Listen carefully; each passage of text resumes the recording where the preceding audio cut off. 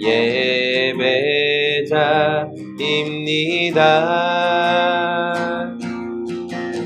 내가 서 있는 곳 어디서나 하나님을 예배합니다. 한 번 더. 나는 하나님을 예배하는 예배자입니다. 내가 서 있는 곳 어디서나 하나님을 예배합니다. 내 영혼 거룩한 은혜를 향하여 내 마음 완전한 하나님 향하여 이곳에서 바로 이 시간 하나님을 예배합니다. 내 영혼 거룩한 은혜를 향하여 내 마음 완전한 하나님 향하여 이곳에서 바로 이 시간 하나님을 예배합니다. 이곳에서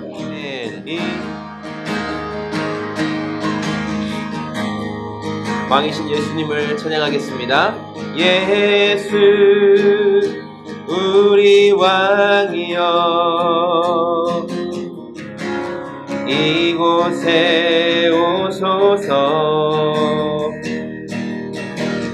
보좌로 주여 임하사 찬양을 받아주소서. 주님을 찬양하오니 주님을 경배하오니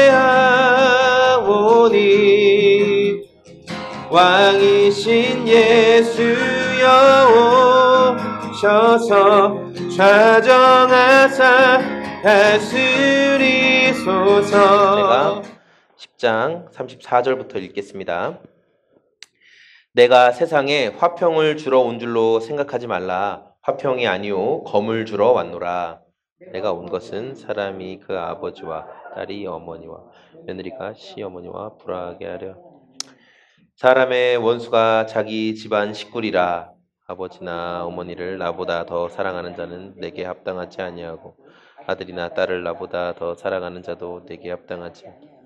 또 자기 십자가를 치고 나를 따르지 않는 자도 내게 합당하지 아니하니라. 자기 목숨을 얻는 자는 잃을 것이요 나를 위하여 자기 목숨을 잃는 자는 얻으리라. 너희를 영접하는 자는 나를 영접하는 것이요 나를 영접하는 자는 나를 보내신 이를 영접하는 것이니라. 선지자의 이름으로 선지자를 영접하는 자는 선지자의 상을 받을 것이요 의인의 이름으로 의인을 영접하는 자는 같이 읽을까요? 또 누구든지 제자의 이름으로 이 작은 자 중 하나에게 냉수 한 그릇이라도 주는 자는 내가 진실로 너희에게 이르노니 그 사람이 결단코 상을 잃지 아니하리라 하시니라. 아멘. 네, 날씨가 너무너무 더워지고 여름이 너무 빨리 온 것 같아요. 빨리 오고 또 길게 진행되겠죠. 건강 관리 잘 하시고, 어제도 저희 아내는 뭐 반찬을 뭘 해야 될까 또 고민 엄청 하고 김밥을 해야 되나 근데 주일을 앞두고 저는 설교를 어떻게 해야 될까, 아내는 반찬을 어떻게 해야 될까. 제가 설교 준비보다 더 어려운 것 같아. 오늘도 맛있는 반찬을 준비했습니다. 네. 우리가 계속 이제 마태복음을 살펴보고 있고, 오늘은 벌써 마태복음 50번째를 살펴보고 있습니다. 우리가 보통 100이라는 숫자가 되게 우리의 이제 동양적 사고에선 크고 이제 뭐 완전한 숫자처럼, 그래서 뭐 점수도 100점 주고 막 이러잖아요. 50이면 벌써 저희가 절반까지 왔는데, 마태복음을 50번 동안 나누는 동안 우리의 삶에 이 말씀이 좀 생각나서 내가 말씀대로 살아야지 이런 일들이 계속되고 더 많아졌으면 좋겠습니다. 오늘 말씀은 이제 마태복음 이제 10장을 끝내는 거예요. 저희가 10장을 끝내는데 예수님이 마태복음이 기록된 마태가 그 예수님을 보는 관점, 마태가 보는 관점, 마가가 보는 관점, 누가가 보는 관점, 요한이 보는 관점이 다 조금씩 다른데 이 우리가 보는 마태복음의 저자는 예수님을 어떤 관점으로 봤냐면 예수님이 왕이다.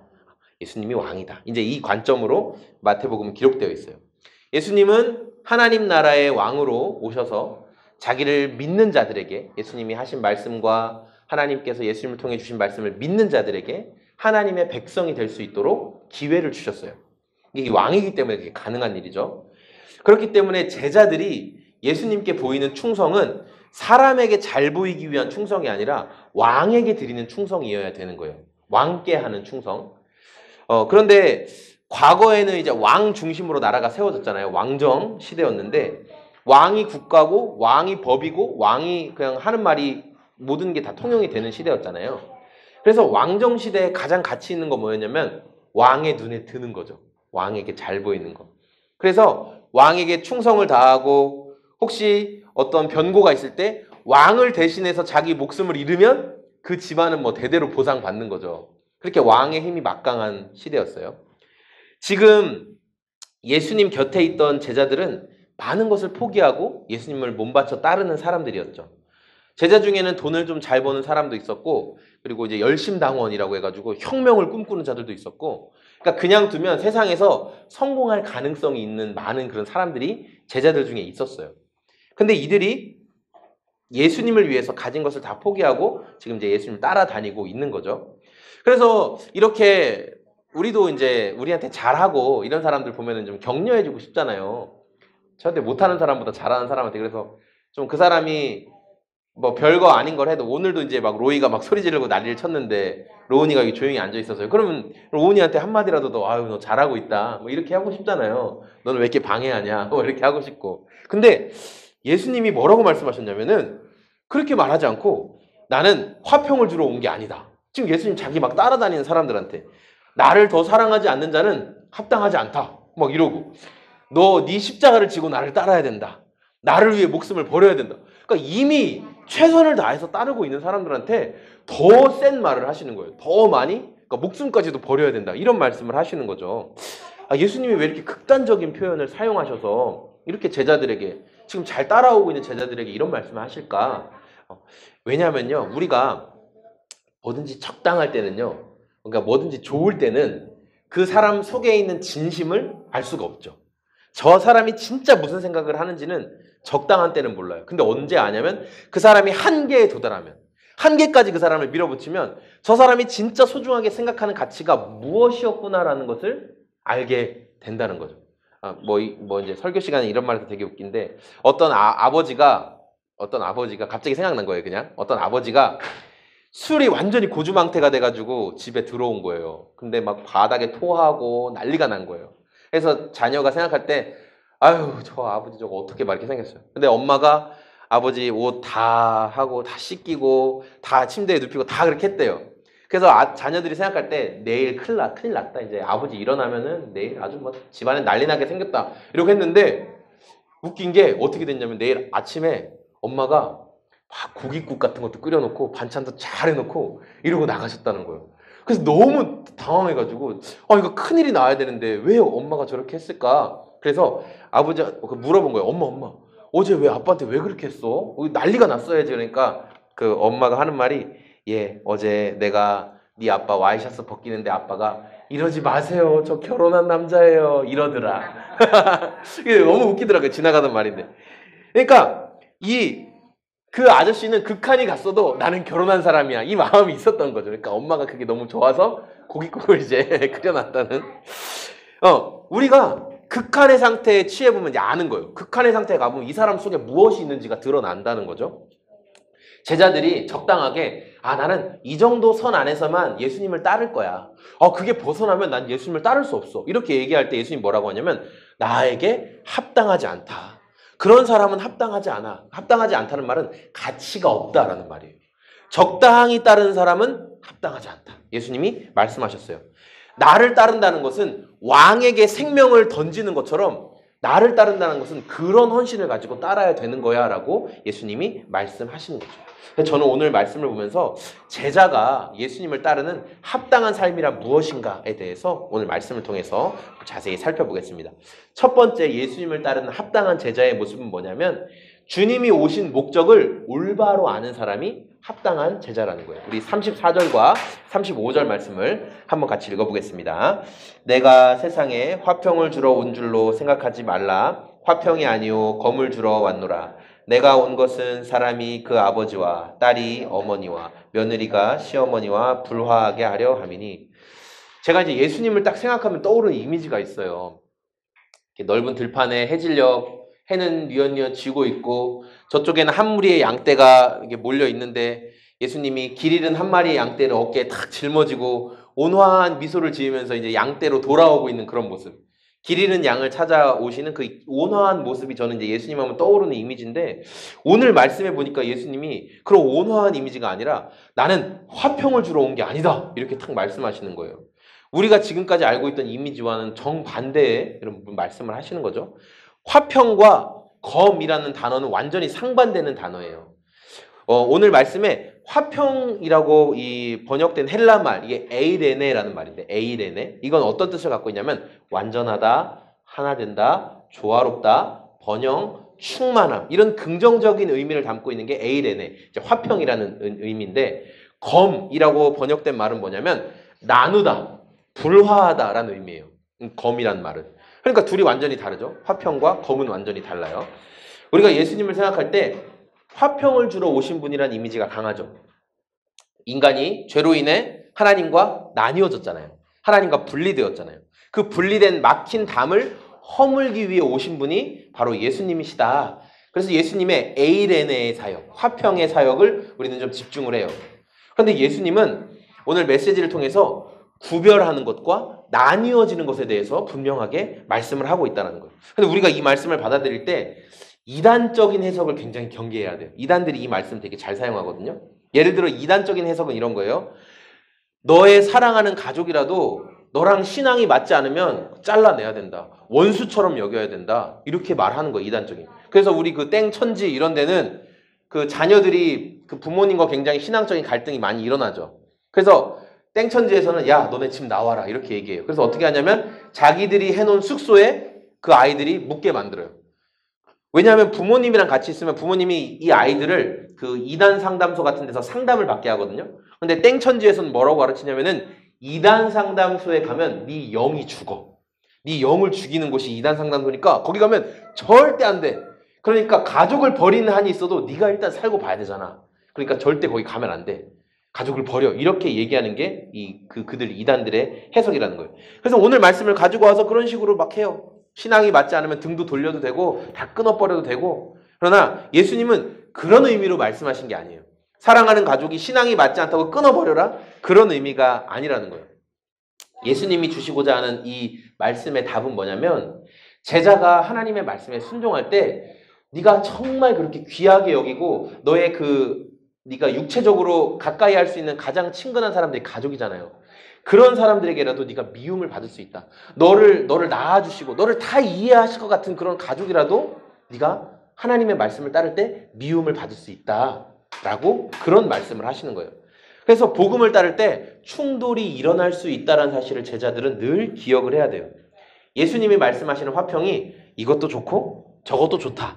그런 게 절대 아니라는 거예요. 사람에 대해서 배려하는 건 되게 중요하죠. 왜냐하면 그 상대방을 생각하는 마음이 있기 때문에 배려가 너무너무 중요한데 그래서 우리는 이제 배려하려고 많이 노력을 해요. 근데 이 상대방을 배려하는 게 항상 좋은 결과만을 가져오는가는 우리가 생각해 봐야 돼요. 예를 들어서 회사에서 회의를 하는데 그날따라 우리 사장님의 그 표정이 너무 안 좋은 거예요. 막 금방이라도 폭발할 것 같고. 그래서 회의 직전에 이 직원이 거래처에서 큰일이 났다는 소식을 들었어요. 근데 사장님 오늘 표정이 너무 안 좋고 잘못 건드리면 폭발할 것 같으니까 입을 딱 다물고 오늘 사장님 기분을 배려해야지 하고 거래처에서 일어났던 큰 문제에 대해서 말하지 않는다면 이건 정말 잘못된 일이죠. 회사를 크게 어려움에 빠뜨리는 일이 될 수 있다라는 거예요. 상대방의 기분을 상하지 않기 위해서 우리가 말해야 될 것을 말하지 않을 때 큰 문제가 생길 수 있어요. 근데 사람마다 이제 타고난 성향이 다 다르죠. 이게 참 어려워요. 근데 어떤 사람은 자기가 할 말을 꼭 다 하는 사람이 있고 어떤 사람은 할 말이 있어도 그냥 참는 사람이 있어요. 며칠 전에 우리 교회 그 형제 2명이 왔거든요. 근데 이 두 형제들은 그냥 우리 여기 서원대에 기도 모임하는 형제들인데 교생 실습 마치고 또 과제하러 왔다가 근처 카페가 문을 닫아서 마침 교회가 열려 있어서 이제 올라온 거예요. 이제 커피 한 잔 마시고 목사님 저 그 과제 좀 하고 가도 되냐고 해서 그럼 마음 해라 얘기했어요. 근데 그 형제들이 한 2시쯤에 왔는데 제가 보통 3시 반이면 이제 애들을 데리러 가야 돼가지고 준비를 해요. 근데 이제 한 3시쯤 됐는데 너무 열심히 하는 거예요. 막 컴퓨터 막 둘이서 컴퓨터 툭 하면서 막 뭐 찾아보고 막 열심히 해요. 시간이 다 돼가는데 그래서 제가 한 3시 반쯤 돼가지고 어떡하지 하다가 이제 일어나가지고 책도 좀 정리하고 가서 설거지도 좀 하고 책상도 정리하고 그럼 제 마음에는 이 친구들이 목사님 가셔야 돼요? 이렇게 물어볼 줄 알았어요. 근데 너무 열심히 하는 거예요. 그래서 어떡하지? 제가 그런 말을 참 말하기 어려워요. 그래서 제가 결국엔 이 친구들한테 말한 게 몇 시였냐면 4시가 넘어서 얘기했어요.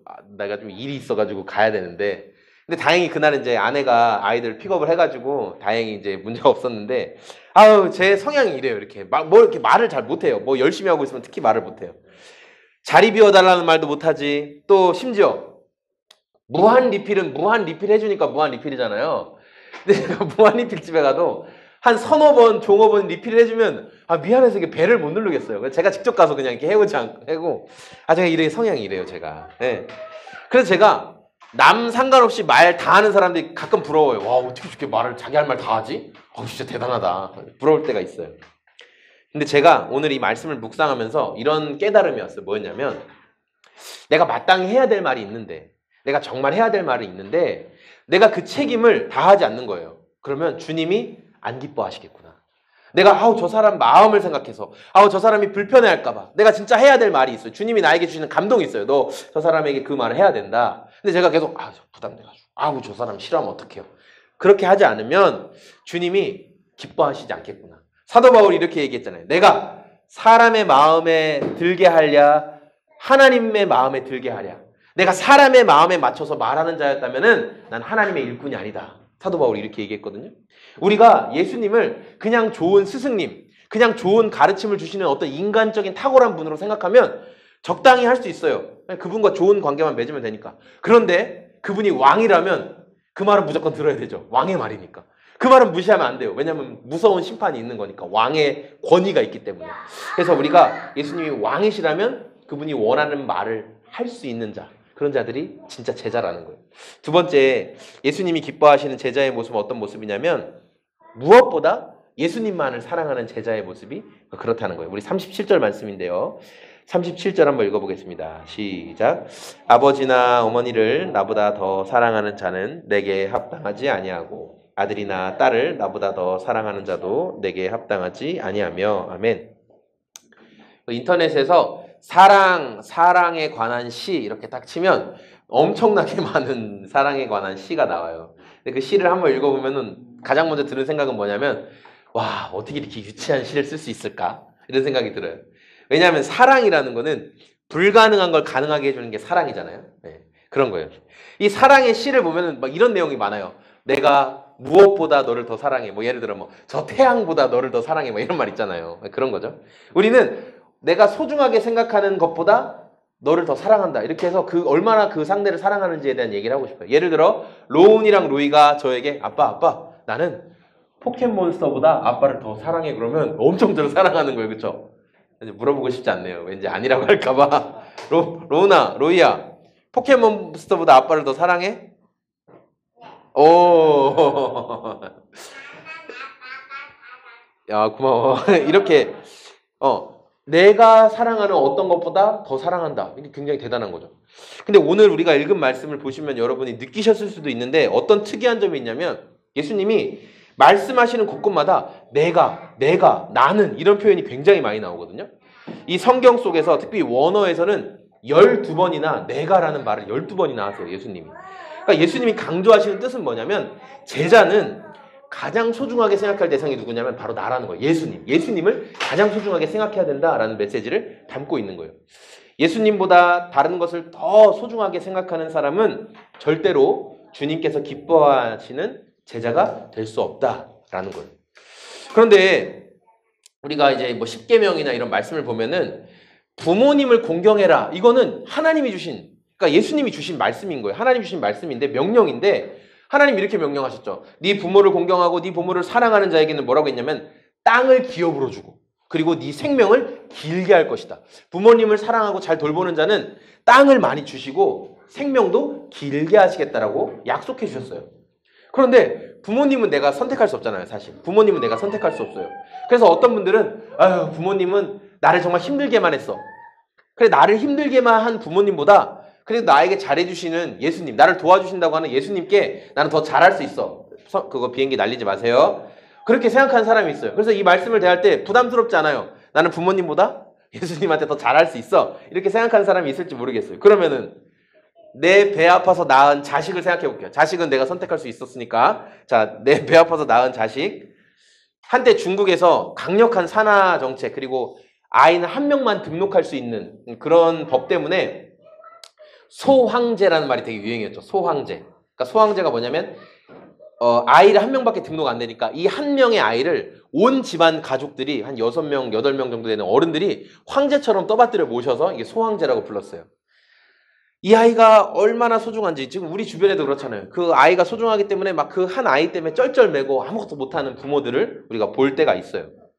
이렇게 소중하게 생각하는 아이들 또는 부모님보다 더 소중한 것이 예수님입니다라고 고백하는 것이 바로 제자라는 거예요. 여기까지 말씀을 들으면 우리가 이제 이런 생각을 할 수도 있겠어요. 아, 예수님 되게 무서운 분이구나.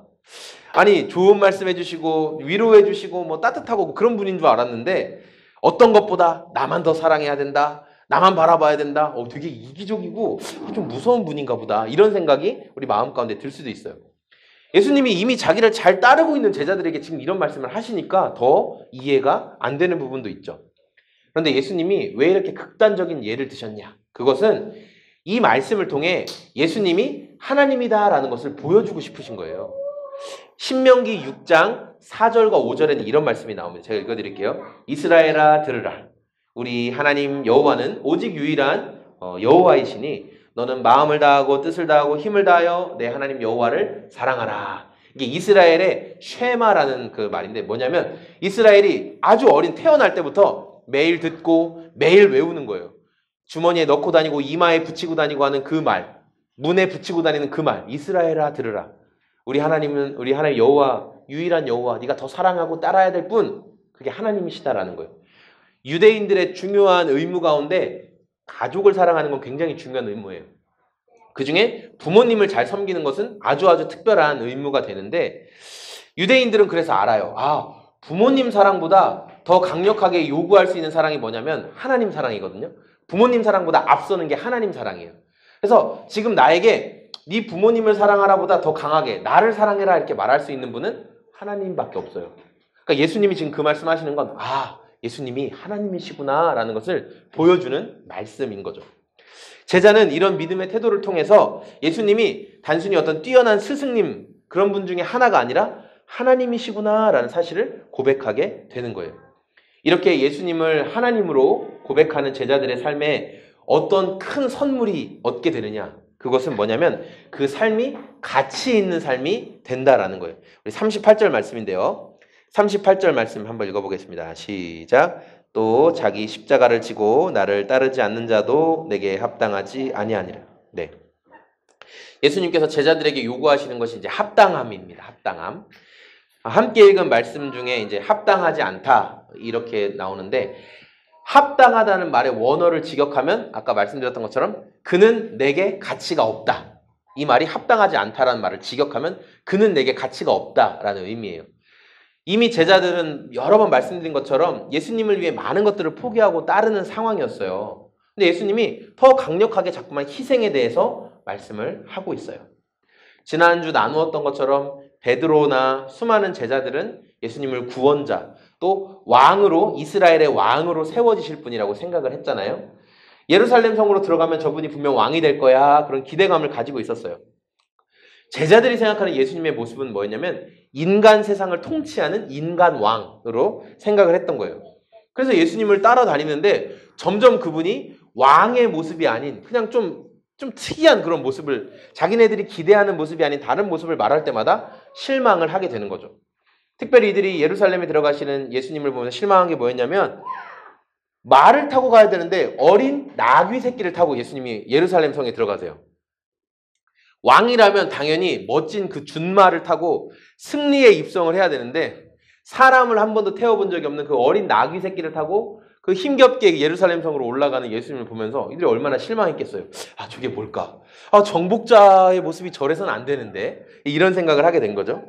예수님을 인간 왕의 시선으로 바라보면 반드시 우리가 예수님을 따를 때 실망하게 됩니다. 하지만 예수님을 바라볼 때 정말 왕으로 보면, 하나님 나라의 왕으로 보면 실망하지 않게 되는 거예요. 이들이 실망했던 이유는 뭐냐면은 예수님의 기적과 탁월한 것들이 막 발휘될 때, 와, 왕으로서 저런 능력도 행할 수 있어? 환호하고 따라갔어요. 그런데 왕다운 모습을 점점 보이지 않아요. 뭐 너를 위해 죽을 거다, 섬기러 왔다, 막 이런 얘기 하니까 뒤돌아서서 이제 예수님을 죽이는데 앞장서게 된 거였어요. 우리가 예수님을 따라갈 때, 그분의 제자로 따라갈 때 예수님이 왕이시다라는 사실을 항상 기억해야 돼요. 예수님을 하나님 나라의 왕으로 인정하지 않고 따라가면 우리가 하는 헌신은 가치가 없어요. 우리가 하는 헌신은 가치가 없어요. 사도들이 많은 것을 버리고 예수님을 따랐어요. 그런데 그들이 아직 예수님이 하나님 나라의 왕이다라는 생각이 없이 예수님께 많이 헌신하고 나중에 예루살렘 성에서 왕이 되면 내가 나에게 한 자리 주시겠지, 이런 생각들. 예수님께 했던 헌신이 뭐였냐면 그냥 잘 보이기 위한 헌신이었던 거예요. 예수님이 하나님 나라의 왕인지 몰랐을 때는.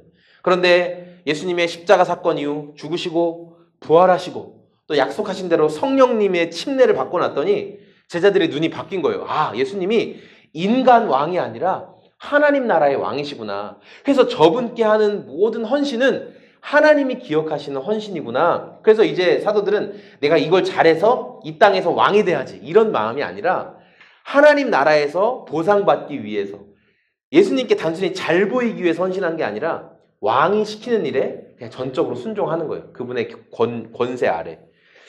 예수님만이 우리가 하는 모든 헌신을 가장 귀하게 만드실 수 있는 분인 것을 알았기 때문에 사도들이 그렇게 할 수 있었다는 거예요.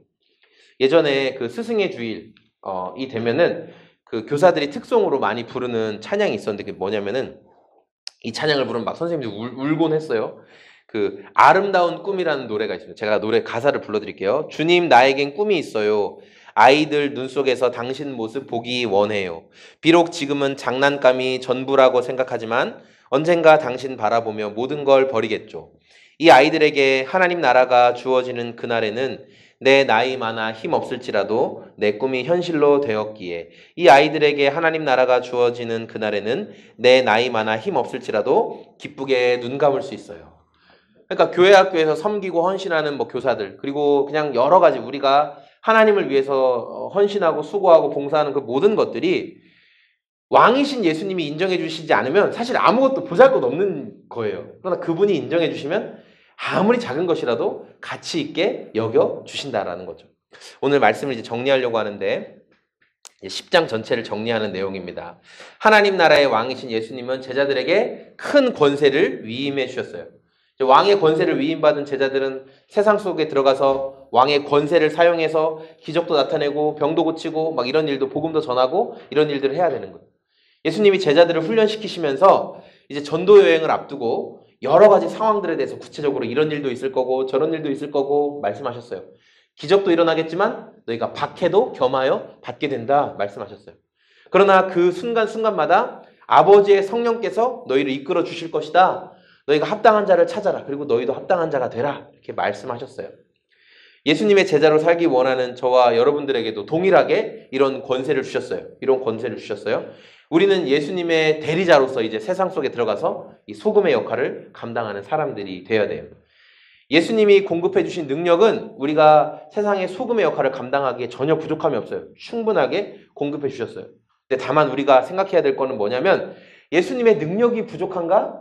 충만한가? 이게 아니라 내가 능력 주시는 예수님을 정말 의지하고 있는가? 내가 정말 그분의 왕이심을 인정하며 살아가고 있는가? 이걸 우리가 먼저 질문해야 된다라는 거예요. 저희 집에 이제 차가 두 대가 있잖아요. 한 대는 모닝, 한 대는 카니발인데 극과 극이죠. 가장 작은 차와 가장 큰 차가 이제 극과 극이 있어요. 이 두 대를 타다 보면은 참 느끼는 점이 많습니다. 뭐냐면은 고속도로를 타고 지나갈 때, 자, 모닝을 타고 그러니까 카니발을 타고 딱 지나갔어요. 편하게 쫙 지나갔어요. 똑같은 길로 지나갔어요. 카니발은 2만 원 하이패스 띵띵 찍힙니다. 모닝을 타고 지나가면 만 원이면 돼요. 똑같은 길로 지나갔는데 주차장에 왔습니다. 똑같이 한 칸을 차지합니다. 카니발도 한 칸, 모닝도 한 칸이에요. 그런데 모닝이 훨씬 싸요. 세금 낼 때 똑같이 자동차입니다. 자, 카니발은 80만 원 내고 세금 모닝은 6만 원 냅니다. 아니 똑같은 자동차인데 이거 왜 이렇게 차이가 날까? 가치가 다르기 때문이죠. 가치가 달라요. 예수님을 제자로 모시면 예수님의 제자로 살아가는 사람들은 가치가 변화된 거예요. 예수님이 왕이시기 때문에 세상 사람들이 보면 야, 너 그 가치를 야, 너한테 그 귀한 거를 왜 거기에 사용하냐? 너를 위해 써야지 라고 말하는데 예수님의 제자들은 아니, 이건 왕께 써야 되는 거야. 이건 왕을 위해 사용해야 되는 거야. 왜냐하면 가치가 바뀌었으니까. 그렇게 고백하는 사람들이 가치가 변화된 사람이라는 거예요. 우리는 여러 가지 일들을 할 수 있어요. 이런 일도 하고 저런 일도 하고. 근데 우리가 한 일 자체는 가치가 없어요. 오직 예수님이 인정해 주실 때만 그게 가치 있는 일이 된다라는 거예요. 냉수 한 잔을 대접하는 것처럼 보잘것없는 일이라도 우리가 제자의 이름으로, 예수님의 제자의 이름으로 그 일을 하면 예수님이 가치 있게 여겨 주신다는 겁니다. 우리는 예수님이 이 땅에 오신 목적을 분명히 알고 그 어느 것보다 예수님을 사랑하고 주님께 가치 있는 것을 드릴 수 있는 그런 성도님들이 되시기를 또 이 시간 소망합니다. 우리 각자에게 주신